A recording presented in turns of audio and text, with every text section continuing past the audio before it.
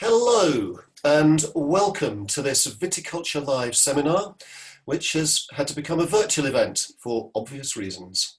I am Richard Bampfield and I am not a viticulturist, although I have done my best to wear a shirt that might make it look as if I am. Unfortunately, I'm joined by two men who most definitely are viticulturists. Firstly, Stephen Skelton, a fellow master of wine, author of The Wines of Great Britain and many other titles, and who, since he started working with English wine in 1977, has probably spent more time in British vineyards than anywhere else, or anyone else, I should say, and anywhere else. And also we're joined by Matt Strugnell, Vineyard and Estates Manager at Ridgeview Wine Estate in Sussex, an estate I've been visiting since the late 90s, and which, in my humble opinion, sets new standards and has set new standards for the quality of English sparkling wine. Stephen and Matt both have presentations to make. I have no doubt that these will trigger some questions and we will have time for Q&A after they have spoken. Stephen, I know that you're keen to share some research that you and a team have been involved in conducting in the last couple of years. So I'm going to hand over to you if that's okay. Okay, thanks very much. Well, are we good morning, good afternoon, or good evening? I'm not sure. Good morning, probably. Just a little bit of background. Richard's given you some outlines there. Actually, I started getting interested in this business. It wasn't really a business much then. In 1974, living in Kent, I'd seen one or two vineyards. Biddenden Vineyard was quite close to us and had been planted and producing wine for a few years. And I decided, age 28, this was the industry I wanted to spend my life in. And 46 years later, here I am, still in it and still enjoying it and amazed that it's grown so much. When I started, there were 500 acres, and we are now approaching almost 10,000 acres. It is quite incredible. In a year's time, 2 years' time, certainly we will be over the 10,000 acres. Production, of course, has increased as well, in line with acreage. We've been through some ups and downs, but we're very much on an up at the moment with the area under vine expanding by around 10% each year. Some years it's bigger and some years it's smaller, but that's the sort of average increase, and of course production as well. The last 2 years we have produced around 25 million bottles. That's sort of 12.5 million each year, 75 centilitre bottles. That is as much as we have produced in the previous 5 years. So we've had two very large harvests, 18 and 19, and 20 looks like it's going to be a good harvest as well, although there's a lot to play for. We're only a third the way through the season. As a viticulturalist, I see a lot of vineyards that do not make any money at all. They don't make a return on their capital. And were it not for the investment of their owners, they would not really be commercial concerns. Some vineyards are making money, get good crops, and this is the reason why around 3 years ago, when we were given some money by the Legacy Fund from the International Cool Climate Wine Symposium, which we hosted here in 06, I think it was it 06? Yeah, I think so. Anyway, we had some legacy money, and together with some extra funds provided by Wine GB, we decided to do some research into yields. Of course, yield is, the more bottles you produce, the more bottles you have to sell, the more financially sustainable your business is. And the reverse of that, of course, is true. No bottles, no crop, no bottles. So yield is a very important factor in what I like to think of as the sustainability of a business, the economic sustainability. In the 90s, we saw around 30% of all vineyards taken out. There was a huge amount of additional amount of wine, still wine, of course, in those days, no sparkling produced. And many producers found they just could not sell the wine almost at any price, but certainly not at economic prices. And so, as I say, 30% of all vines were taken out. And it wasn't really until the very hot year of 2003 that producers started to see that there was a future. We'd had some people plant sparkling wine vineyards, particularly Nye Timber was one of the first vineyards to specialize in only producing sparkling wine. And in 1996, they won some major awards, 96 and 97, which showed people that they could indeed produce very good, world-class sparkling wine from the classic, what we call the classic champagne varieties, Chardonnay, Pinot Noir, and Meunier. So I've got a small presentation here on the yield surveys. These surveys were conducted by a professional firm called Wine Intelligence. They were conducted completely anonymously, so that I have no access to the source information. We have someone managing it who signs a non-disclosure contract and allows me to see anonymized information so that I can write a report. The reports are available on WineGB's website. They run to quite a few pages, 18, 19, 20 pages, but they do contain a wealth of information. Of course, I can't show all that information here, but that is accessible to anybody that wants to see it. Going to show you a few slides now to show you the sort of data that we've been collecting for the yield surveys.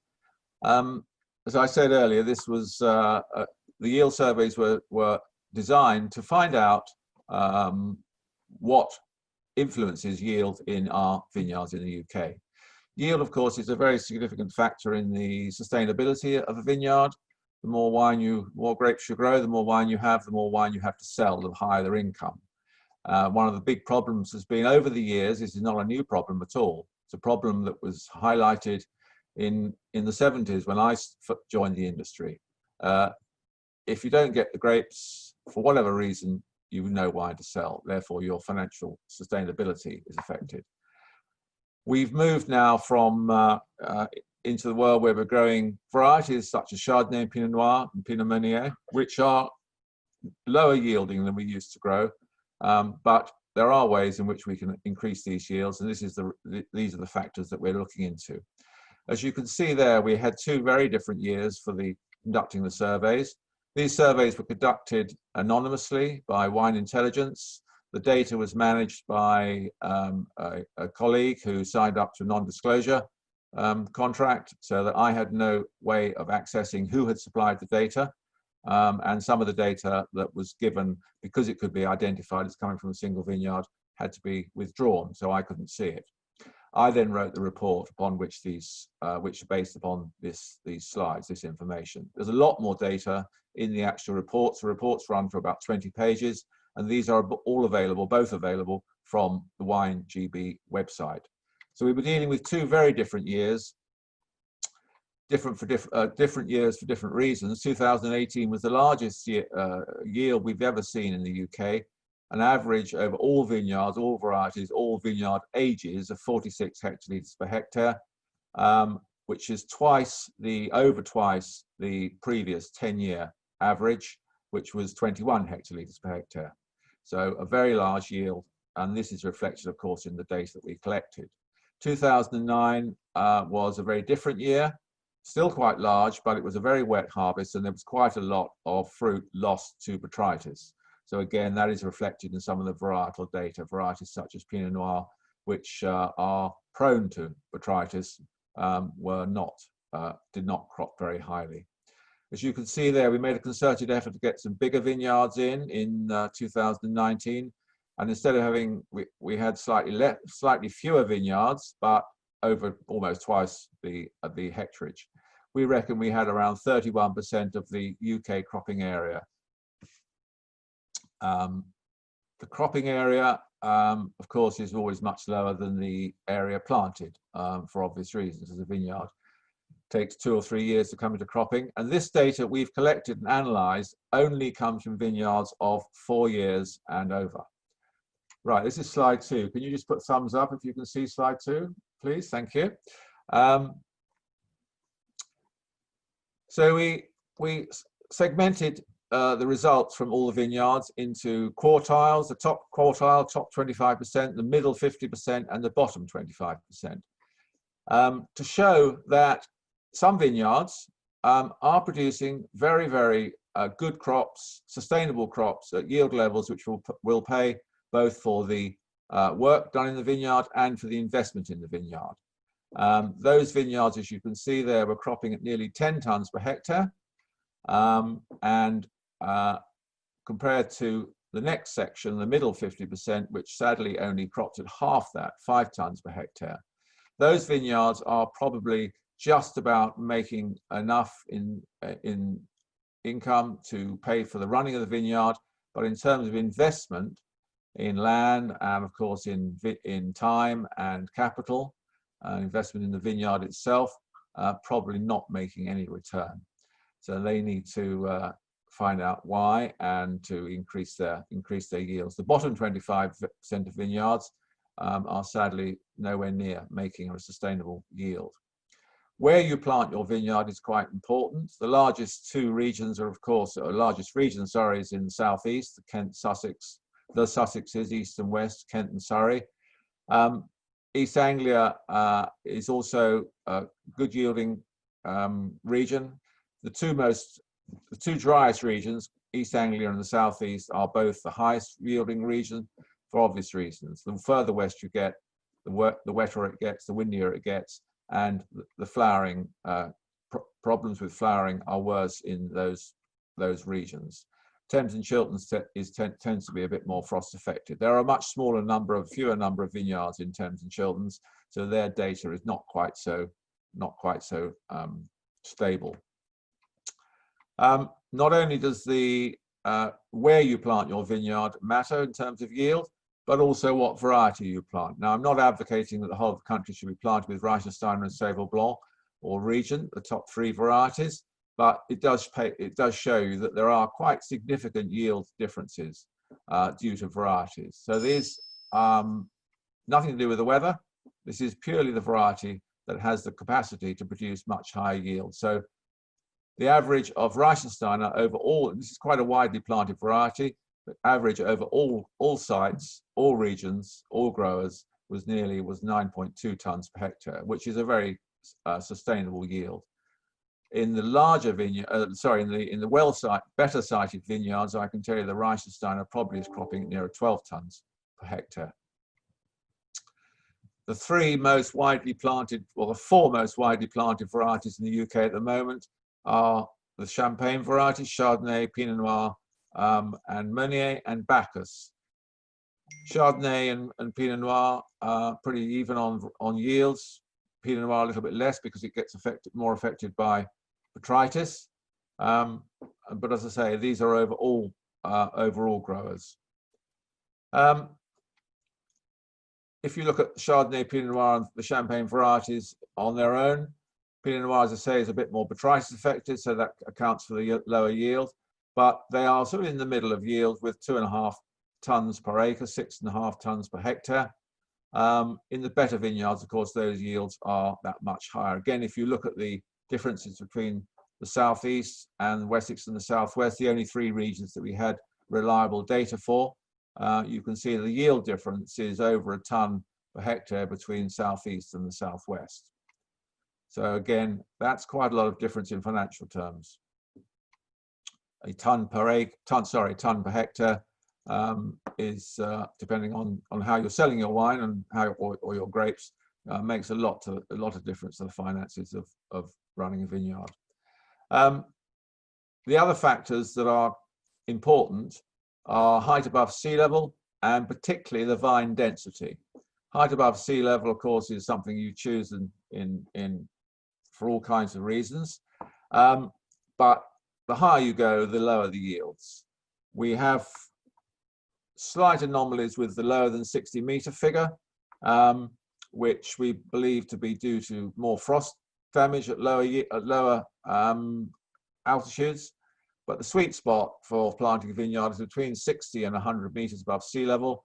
And as you can see there, that is fully 1 tonne per hectare over the higher than 100 metres. The higher you go, the cooler it gets, the more exposed you get, the more wind damage you get, the worse the flowering conditions are. Vine densities have come down over the years since I started, certainly when in the 70s and 80s when we were growing Germanic varieties mainly. Row widths are averaging around 2.4, 2.5 meters, and probably intervine distances about 1.3, 1.4. Today, I would say the average row width of most large new vineyards that are planted, vineyards have been planted in the last 10 years, are between 2 and 2.2 meters. And these are pretty much the standard row widths now. And intervine distances have certainly come down. There's many, many more vineyards growing on single geo, so they're and coming down to between 0.85 and 1 meter intervine distances. This, of course, bumps up the vine density. The more vines you have, the smaller the amount of fruit each individual vine has to carry for the same level of yield. And of course, rainfall. Rainfall falls on a hectare, however many vines it's got in it. So the larger number of vines that you have, the higher the number of vines you have in a vineyard, the least access to water each one has, which makes a difference to vigor, and it makes a difference to yield. And as you can see there from those slides, the higher the vine density, the higher the yield, and the narrower the row, the higher the yield. So yield is a combination of many different factors, and I'm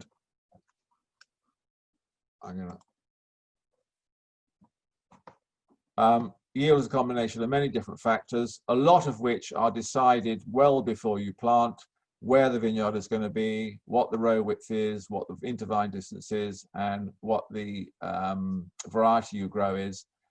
For existing growers, of course, this is now too late, but for growers in the future, these are factors I believe we should be taken into account.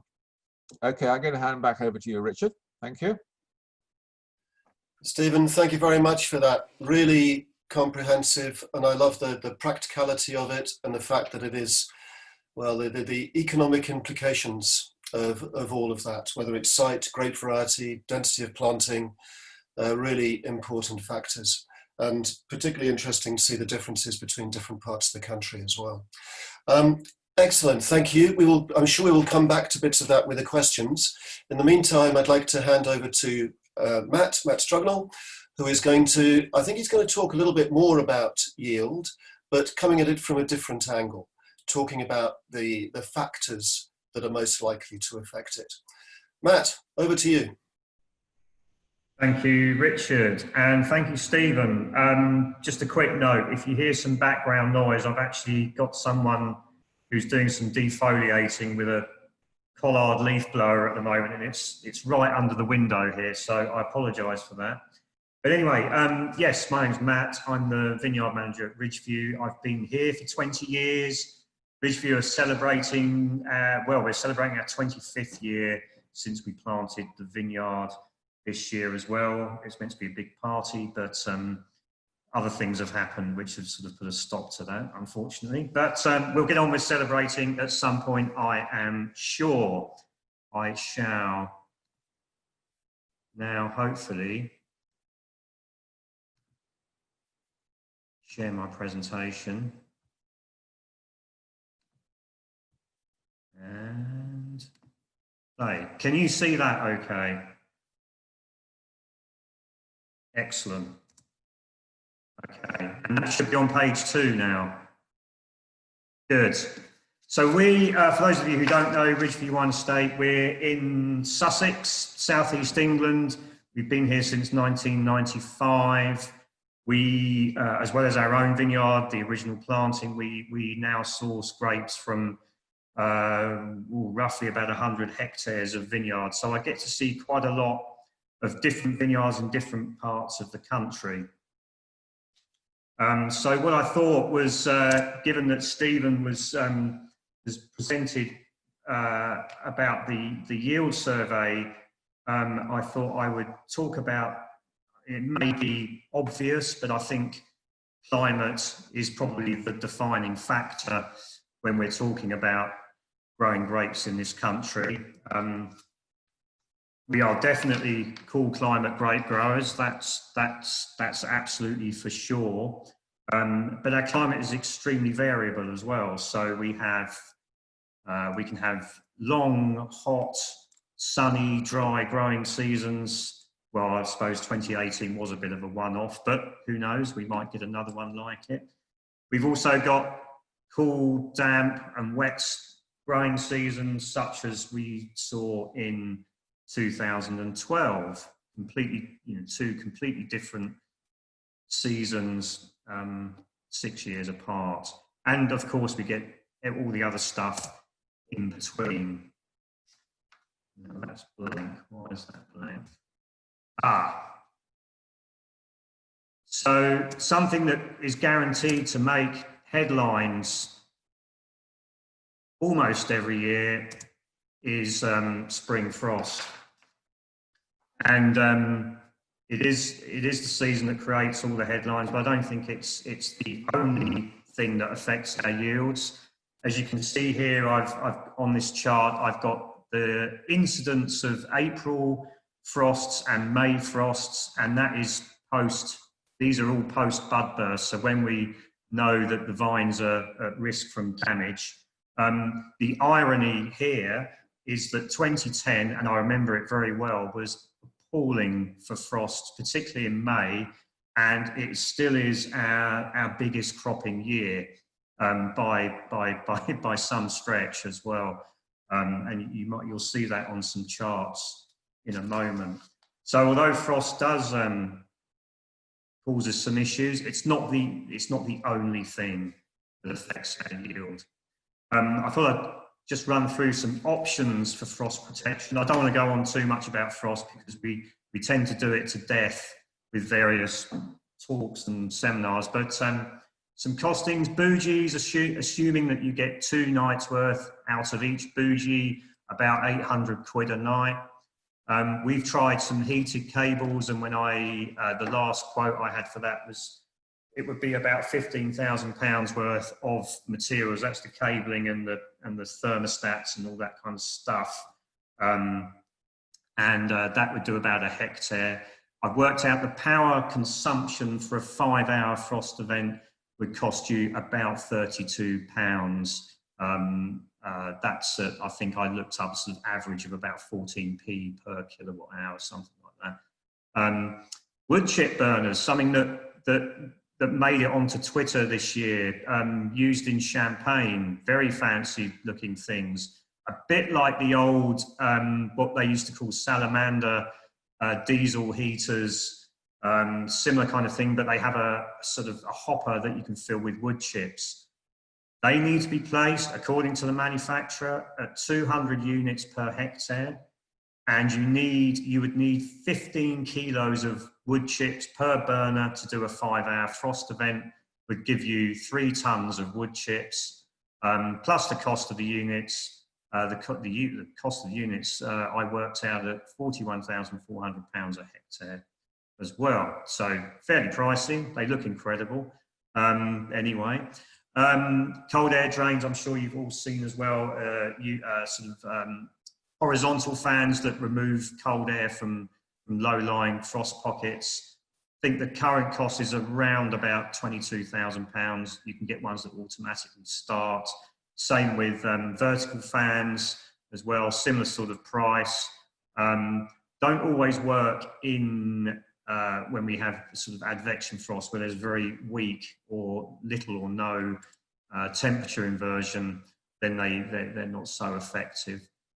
Tow behind frost busters, about £25,000, £200 of gas per night, but that will get you around 10 hectares of coverage as well. And of course, sacrificial canes, which is probably the cheapest option. The cost of the labour to remove it is about it. But as I think was the case in many cases this year, they ideally need to be removed before there's too much growth happening. So a lot of people had to take their sacrificial canes off just ahead of the frost events that we had in May this year. So there's some options there. Growing degree days, again, I've done this very simply, just by taking the average 24-hour temperature. So it's a maximum minus the minimum over 2, and using a base threshold of 10 degrees accumulated from the 1st of April through to harvest. And again, you can see we have a reasonable amount of variation in our growing degree days, heat accumulation. 2018 by far, absolutely, you know, miles ahead of anything else that we've ever experienced. 2012 and 19, the lowest. And we know the story about 2012. 19 wasn't too terrible, very wet harvest in 19, but yield-wise, it wasn't too bad. And again, this graph is to highlight the variability that we see. So this is rainfall month by month, year by year. And again, you can see the rainfall amounts, particularly June, July, and in the run up to harvest. So rainfall amounts for 2012, which are those yellow bars, June, July, really high rainfall, and actually, you know, fairly decent amounts of rainfall throughout the whole year there. If you look at the 2018, it barely figures on this chart. So we know how that is affecting our yields in any given year. What I also thought would be good to look at would be the temperatures. So this is the mean temperature during flowering. So the date I record flowering and for the consecutive 7 days, making a bit of an assumption that flowering is going to be happening for about 7 days. And again, we can see it's very obvious that where we get a dip in yield is where there's generally a dip in temperature at flowering. And where we might see a spike in yield, apart from 2010, that was a very freakishly big year, we might see a slight increase in temperature. The graph on the right is showing the temperature from the date I recorded flowering for the average temperature from that date, and then for the following 3 weeks, when I sort of understood that that is when floral initiation is happening, which is setting our crop for the next year. And you can pick out dips in yield, follow dips in temperature at flowering, and in a couple of cases, a big spike in yield follows a warm period during and after flowering in the previous year. And also rainfall during flowering as well. We can see the impact that rainfall probably had on our 2012 vintage and 2016, and 16, well, no, 16 wasn't too bad, but we can also see the years where we had very little rain, 17, 18, 2010 even, all very, you know, comparatively dry years, and we're producing a good crop from it.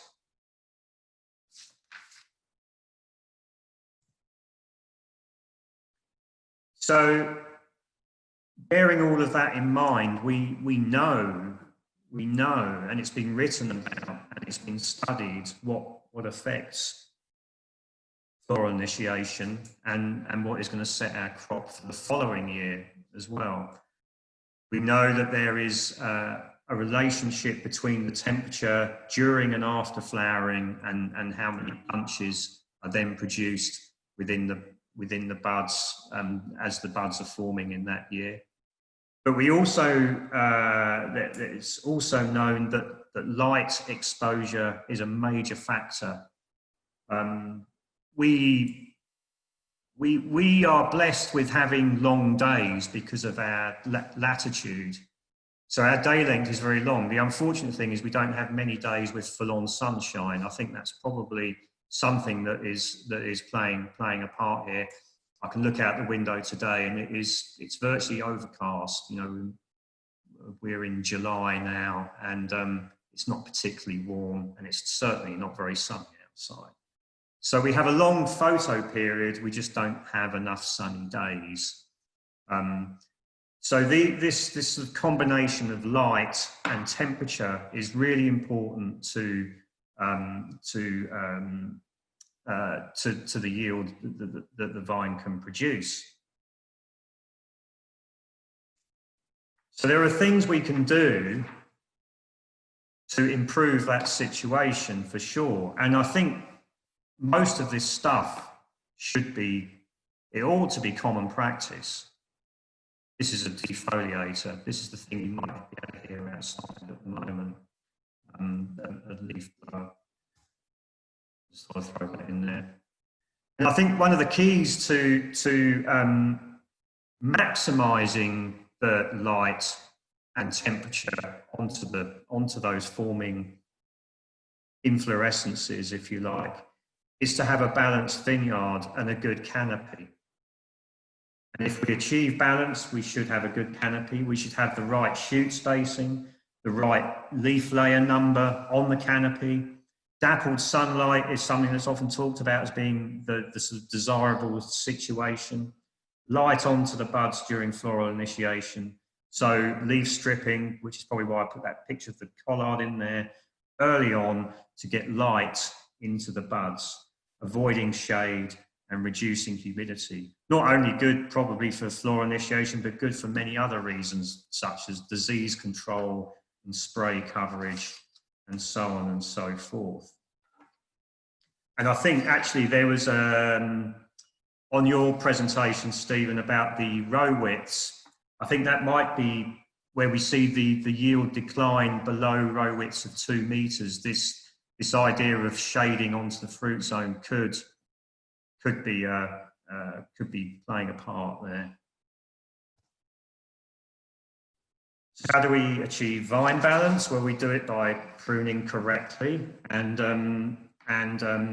I think, and I always have been a big advocate of making sure that we're pruning to the right level, not just pruning as you might do in a warmer country to adjust the cropping, but I think getting everything in balance and having the correct amount of vigor in the vines will then lead to having the right shoot spacing and then therefore a good canopy.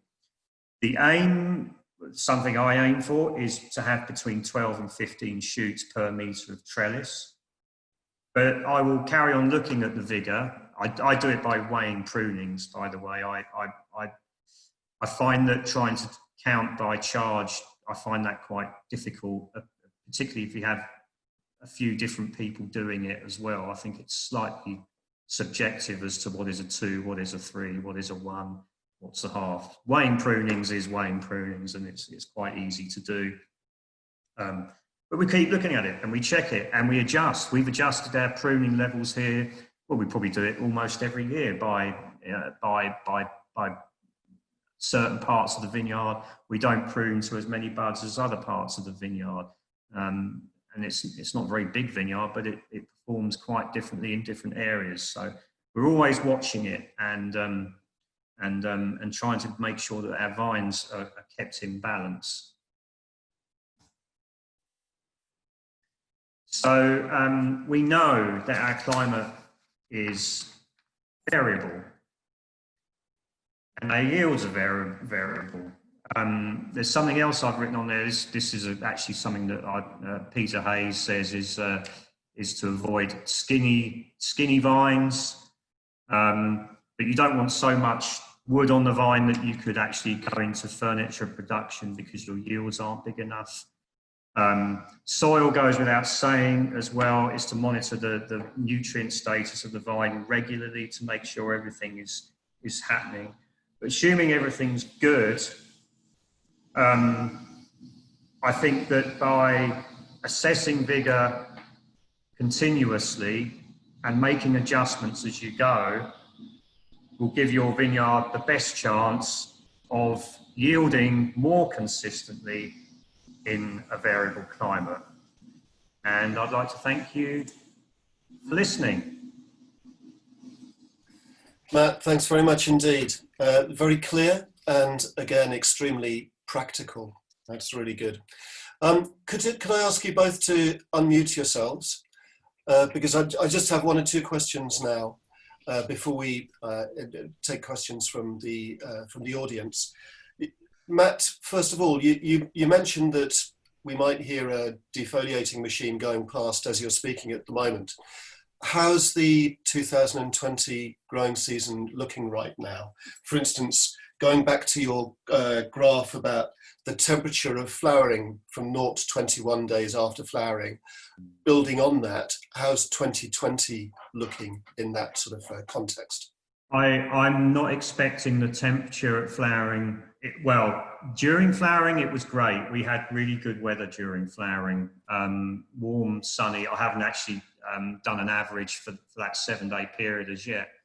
But the weeks following, they've been a bit up and down, but I think it's been quite warm in general until about 10 days ago.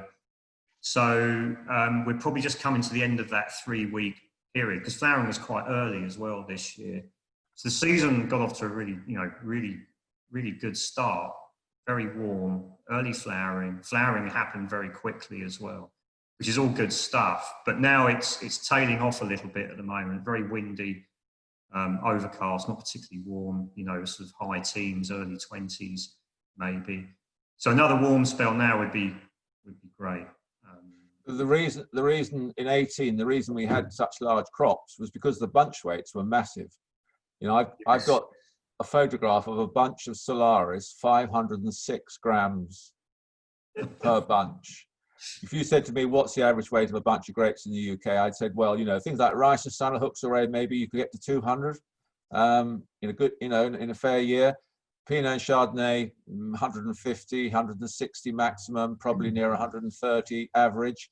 But bunch weights were big in 18 because immediately after flowering, we had a lot of hot weather, and that the actual bunch grew. The architecture of the bunch was big, which gave the grapes room to fill out. And because every grape fertilized, because every berry fertilized because of the fantastic weather. Real contrast with this year, we had great flowering weather. The late vineyards will have been affected by this last week or 10 days of poor weather or dull weather. Not particularly poor, there's been some gales. But what we saw was great weather leading up to flowering. And for early sites, middle sites, they got good flowering weather. Later sites, but what we haven't had is that hot weather post-flowering, which will affect the bunch weight. So the bunch weights are not going to be record-breaking this year. It will be good, there will be a good crop, I think, but I don't think it'll be anywhere near as high as 18 or 19. Also, in 2018, we had from bud burst onwards, it was consistent, really consistent. So I think when the inflorescences started to separate out, they had, everything got off to a great start. And I think that's the other thing we have is in the spring is we have warm and then cold periods. So everything, we might get to bud burst, then it cools down and everything slows down. Yeah. 2018, we got bud burst and that was it. It didn't stop. It was just right the way through. Yeah. Mm. And Matt, at the moment, you mentioned the wind, which we're all conscious of at the moment. Has that been enough to keep disease pressure at bay? In terms of lowering humidity, yes, I suppose so. There was a period just before flowering that was quite muggy, I think, but I mean, everything's looking clean. Touch wood at the moment. I haven't seen a spot of anything. This idea that wind blows away disease it's an old wives' tale. It's like saying a hard winter kills diseases. It doesn't. In fact, a warm winter will break down the leaf matter that's lying around the vineyard much better than a cold winter. And it's on old leaf matter that most of the diseases stay through the vineyard. People who say, "Oh, I've got a nice breezy site; it never gets disease." Put me in my place. Sorry, I don't go for that. Now, there are a lot of other factors which come into play. I think if people are doing their spraying, I don't think this year will be particularly difficult for diseases. You just need to keep on it, keep at it. Okay. All right. Thank you. Can I just, Stephen, have you got anything else to add to the current state of play for 2020? Because you probably spend more time in different parts of the country, maybe, or you're here. Yeah. I mean, well, we've had this flowering. We had a frost survey, we had bud burst survey, we had a flowering survey. So you look when you go through, you can run through it variety by variety. You can run through it week by week. I would say the bulk of the vineyards have had good weather for flowering, so the crops are pretty well set. I think if they look after them, we get now, and if we get a bit more warm weather in July and August, you know, we're halfway through July now, aren't we? Not quite, no. But, you know, we've still got it all to play for, really. I think there'll be a good crop. It won't be as big as 18, but hopefully it'll be better than 19 in terms of weather at the back end. Okay, a question that I have for either of you. One of the graphs that Matt showed me that surprised me was the one about growing degree days. And it did seem to me that in the 12 or 13 years featured, there was no real increase in the growing degree days.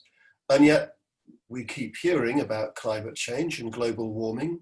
Wouldn't one have expected to see an increase in the GDD? To a certain extent, yeah. I think there are other factors, though. The nighttime temperatures are higher, much higher now than they used. Not much higher, but significantly higher than they used to be. Okay. If you speak to the duvet buyer in John Lewis, which I did once, they don't sell 10, 15 tog duvets anymore. Everyone wants lightweight, 3 or 4, because it's warmer at night.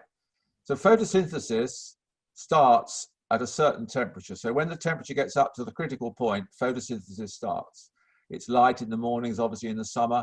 So if your temperatures are higher during the night, the leaf gets to the point where it can photosynthesize sooner in the day. Therefore, you have a longer growing period in the day. So you can get 10, 15, 20% longer growing period in the day, even though daytime temperatures are not as high, because the nighttime temperatures bring the leaf up to temperature. It's a complicated equation, the whole thing. What that growing degree days chart doesn't show is harvest date. So that's all taken from the 1st of April up to harvest. And what it doesn't show is that well, it's taken to the 21st of October. We're harvesting more in September. I think, I think this year looks like a September harvest. So that'll be 3 out of the last 4 years. And it doesn't, my first vintage was 79. And I didn't see a sugar level over 10% until 1990. Now, I would say very, very few people see sugar levels under 10%. And a lot of, 18 saw a lot of still wine, and 19, a lot of still wines with 12, 13, even 14% natural alcohol. Yeah. So that's not reflected in the degree days. And that's with more difficult to ripen varieties as well. Pinot, Chardonnay particularly, is a more difficult to ripen variety than Müller-Thurgau, for instance. Yeah. I sense a report may be needed on growing degree nights as well as growing degree days. More work for you, Stephen, eh? There was one other, well, there were lots of really interesting features of the presentations. One other, Matt, 2010. Yes. A serious number of frosts, and yet one of your best yields. Is that due to, I acknowledge the fact that there was much lower rainfall, so that must have been a factor. Also a factor of second budding, of something like that? No, I think 2009 was blimey, it's going back a way. It was a good summer. I remember 03 and 09 being really, really good, like hot summers. So I think that might have been a factor. I just remember 2010 being absolutely enormous, like, properly big. I mean, we were panicked. We weren't a very big winery then, and I know we struggled to get everything in that year. And we weren't doing a huge, by today's standards, we weren't doing nearly as much as we were doing. But it was tight. It was properly tight. Massive, massive yields, particularly in Chardonnay. Those figures are all from Chardonnay as well, by the way. I don't tend to look at the date.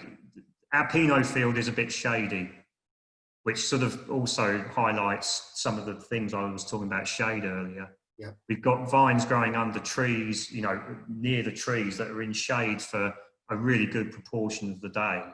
Vines are all growing really happily. They're not in competition with the trees, but they just never crop because they don't get any sun on them. And, that's quite a nice indication, actually. I've gone a bit off the point there. What was your question, Richard? No, it was about 2010 specifically. That's absolutely... About 2010, yeah, it was massive. And I just remember that 2009 was a beautiful summer. So I think it came off the back of that. Again, probably really 2009. good flowering weather as well. Shirt sleeves harvest, I call that. 03, 06, 09, 14, 18, shirt sleeves harvest. You know, you didn't need jumpers on. Yeah. Spent the 9 in the winery. Nobody was wearing. You know, it was all. Everyone was in t-shirts. Yeah.